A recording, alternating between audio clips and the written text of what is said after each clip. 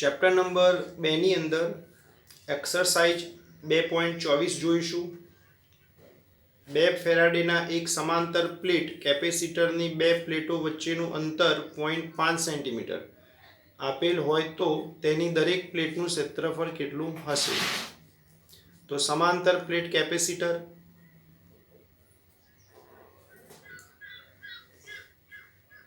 બે પ્લેટ વચ્ચેનું અંતર સ્મોલ ડી અને પ્લેટોનું ક્ષેત્રફળ એટલે કે એ જે શોધીશું. કેપેસિટન્સ 2 ફેરાડે, બે પ્લેટ વચ્ચેનું અંતર 0.5 સેન્ટીમીટર એટલે કે 0.5 ગુણ્યા 10⁻² મીટર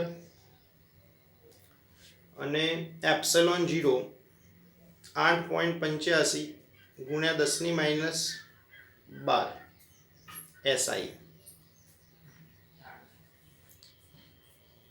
હવે બે પ્લેટોની વચ્ચે કોઈ ડાઇલેક્ટ્રિકની વાત કરેલી નથી એટલે આપણે ધારી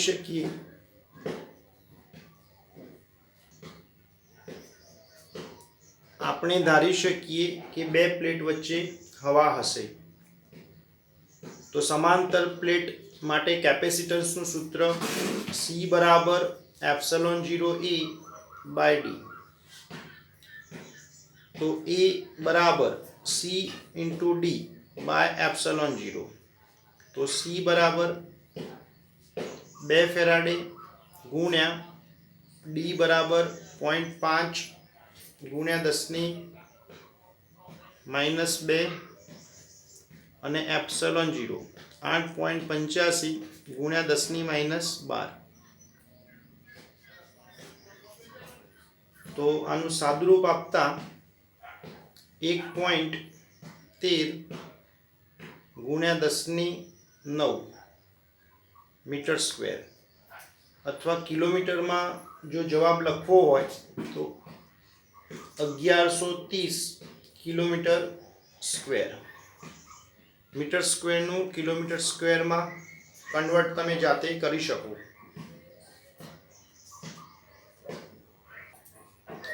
જવાબ પરથી જોઈ શકાય કે પ્લેટોનું ક્ષેત્રફળ ખૂબ જ વધારે છે એટલે કે આ એક પ્લેટનું ક્ષેત્રફળ 1130 કિલોમીટર સ્ક્વેર.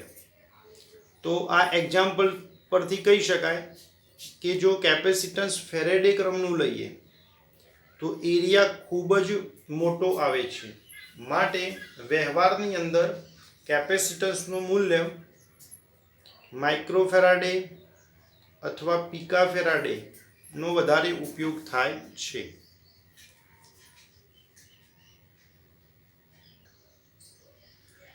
એક્સરસાઇઝ 2.13 બી બાજુવાળા એક ઘનના દરેક શિરોબિંદુ પર બિંદુએ વિદ્યુતભાર Q છે.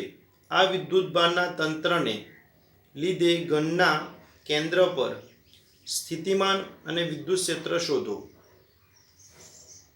એટલે કે એક ઘન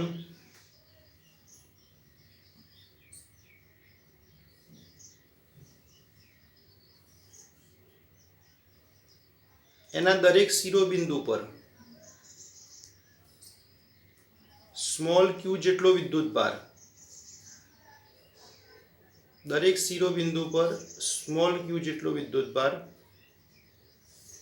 હોય તો કેન્દ્ર પર સ્થિતિમાન અને વિદ્યુત ક્ષેત્ર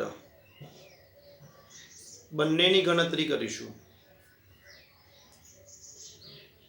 A, B, C અને D.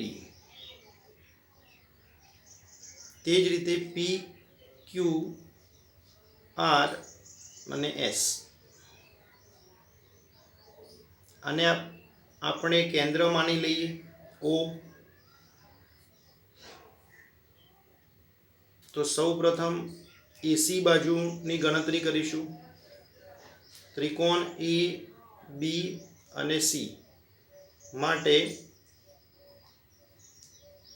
AC square is equal to દરેક બાજુ બી હોવાથી b square plus b square, તો AC is equal to √2 into બી.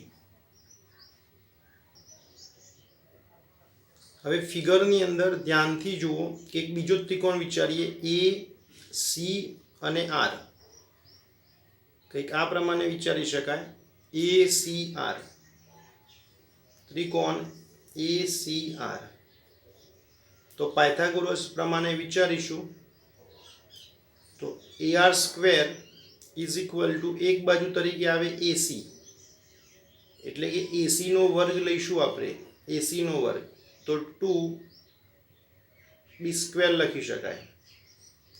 તે જ રીતે બીજી બાજુ તરીકે આવે CR, એટલે કે b square is equal to 3b square. તો AR is equal to √3 into b. Figure પરથી જોઈ શકાય કે શિરોબિંદુથી કેન્દ્ર સુધીનું અંતર દરેક શિરોબિંદુ માટે, એટલે કે દરેક વિદ્યુતભાર માટે એક સમાન બને. ઉદાહરણ તરીકે AO, BO, CO, DO, PO, RO, SO અને QO is equal two √3b/2. આટલું લાંબુ લખવાની કોઈ જરૂર નથી મિત્રો, તમને સમજાય એના માટે મેં પોઈન્ટ લખ્યા. કેન્દ્ર પર કુલ સ્થિતિમાન VO ઇઝ ઇક્વલ ટુ બિંદુવત વિદ્યુતભારથી ઉદ્ભવતું સ્થિતિમાનનું સૂત્ર KQ/R. એટલે કે આ તમામ અંતરને આપણે R માનીશું. ટોટલ 8 શિરોબિંદુ હોવાથી, એટલે કે 8 વિદ્યુતભાર હોવાથી ગુણ્યા 8 કરીશું તો KQ into 8/R is equal to √3b/2. તો 2 ઉપર જશે માટે 16 KQ/√3 ઇન્ટુ બી. જો આની અંદર k ની કિંમત એડ કરીશું એટલે k બરાબર અચળાંક લખી શકાય 1/4πε0. તો આનો જવાબ કંઈક આ રીતે બને, 4q/√3πε0 ઇન્ટુ બી.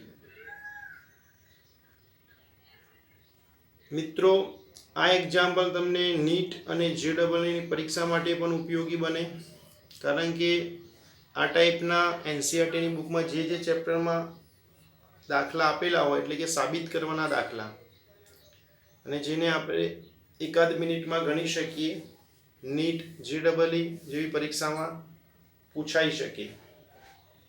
આ ટાઈપનો જ લાસ્ટ ટાઈમ નીટની પરીક્ષામાં એક સવાલ પૂછાયો હતો, પણ એની રકમમાં થોડો ફેરફાર હતો. ઘનની જગ્યાએ ચોરસ પણ હોઈ શકે,